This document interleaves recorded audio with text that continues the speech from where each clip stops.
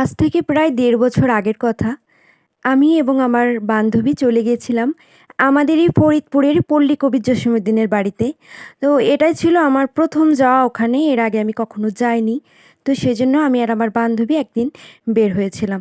তো ওখানে যেয়ে আমরা আসলে সেভাবে ঘুরতে পারিনি। কারণ একটু বিকাল হয়ে গেছিল, আমাদের একটু দেরি হয়ে গেছিল। আর এত বৃষ্টি ছিল যে ভালোমতো যে ঘুরবো সেরকম কোনো সুযোগ আমরা পাইনি।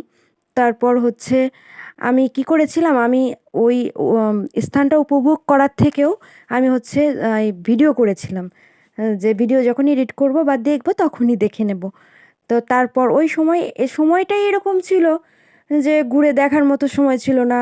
এদিক সন্ধ্যা যদি হয়ে যায়, সন্ধ্যার পর তো আর আমরা বাইরে থাকব না। তো সেইজন্য খুব দ্রুত চলে গেছিলাম।